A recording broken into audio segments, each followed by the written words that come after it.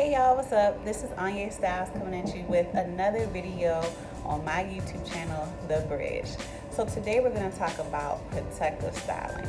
So recently I did a event with this wonderful company called Curl Salon, and basically it is a crochet company with awesome hair, and it has different curl patterns and textures and all types of stuff for you to have a easy way to maintain a curly look. And so with that, my job with them is to basically educate you all on how to have a healthy install.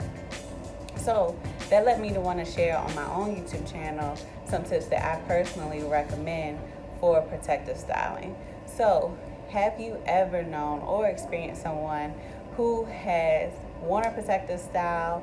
They loved it, it was great, it was cute, but when you took it out, you didn't really get good length retention, or maybe your hair was drier than what it was when you put it in, or even you experienced breakage. So I just want to talk about 3 tips that you could use while you have your protective style. So let's get started.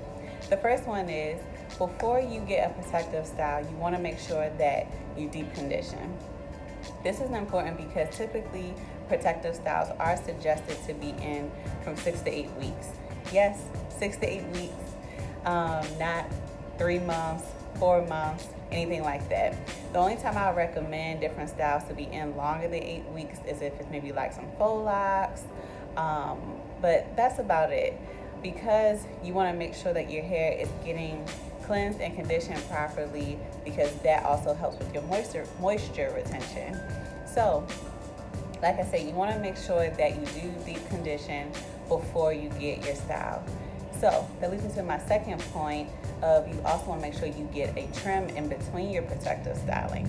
I know some people who, choose to go heat free for a year, or they're just trying to grow out a haircut or something like that, or maybe they're just frustrated with their hair, and because of their lifestyle, protective styles work out better for them.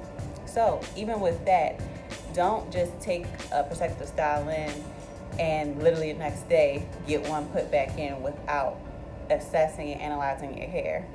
Feel it, touch it, shampoo it. Just make sure that, okay, did my hair improve or did it go back some in this style? And if so, try to figure out the source.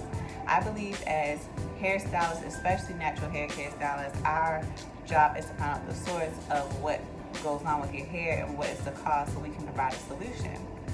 So with that, you want to make sure that, okay, maybe my braids were too tight, maybe it was a certain product that he or she used to do the style that made my hair drier than usual and caused breakage.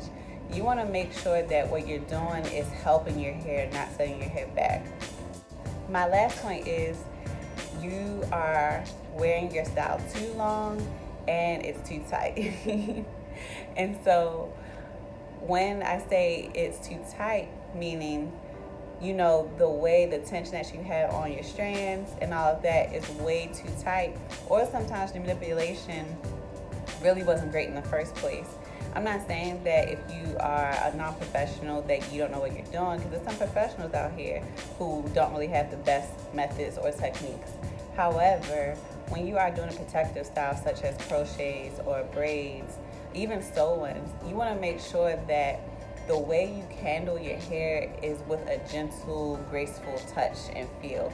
You don't want to be so rough with your hair or making your braids super small and super tight, because it's not a permanent hairstyle, right?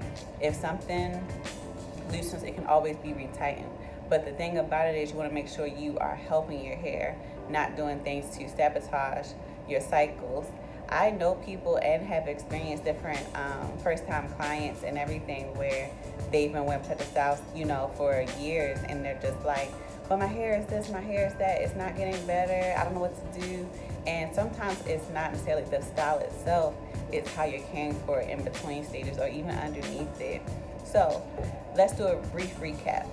So we first started with, you are not doing deep conditions before, you aren't getting trims in between, and the way you are handling your hair, you're not getting trims in between, and your braids are too tight.